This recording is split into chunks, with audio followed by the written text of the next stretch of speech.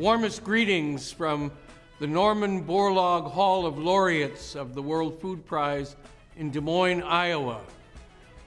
I send my warmest congratulations to Professor Louise Fresco, the president of Wageningen University, on the centennial observance of the founding of that distinguished place of learning, as well as on the birth of the Wageningen Borlaug Youth Institute.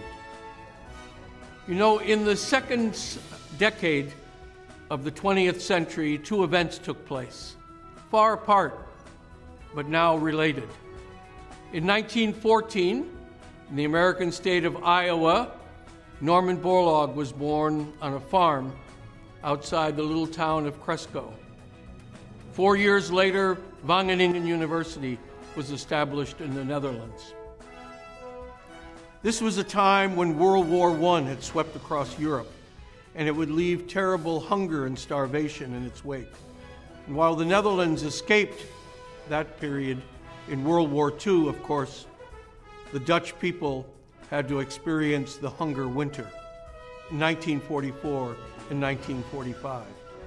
And it was that same year that Norman Borlaug, having graduated with a PhD degree from the University of Minnesota, went to Mexico, where he would work for 2 decades to perfect miracle wheat, which he then brought to India and Pakistan in the 1960s as they faced imminent mass starvation.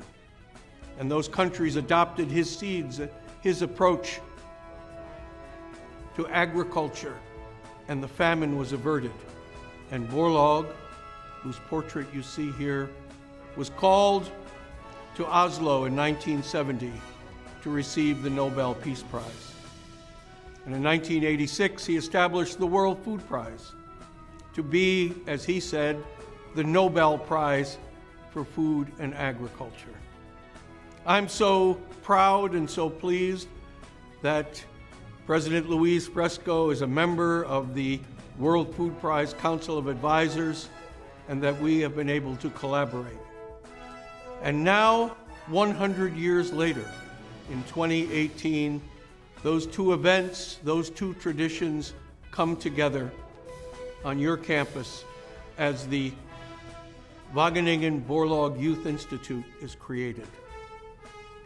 This opportunity to inspire young students was always at the heart of Dr. Borlaug, and his desire to leave behind as his legacy students like yourself who will be the leaders in the next 30 years as we face the single greatest challenge that human beings have ever confronted. Can we sustainably and nutritiously feed the 9 to 10 billion people who will be on our planet? And our two institutions can come together with your work, the projects and papers that you're writing now.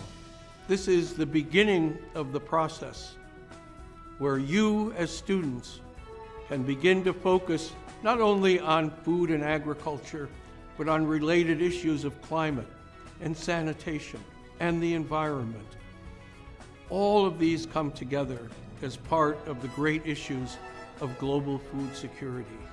I'm looking forward to seeing you all in August at the culmination of the Wageningen Youth Institute, and then welcoming some of you to come to Iowa in October as we present the World Food Prize and we hold the Global Youth Institute, so that you and the students from America and around the globe who will be here will be able to share your experiences, share your lessons, share those things that you've learned.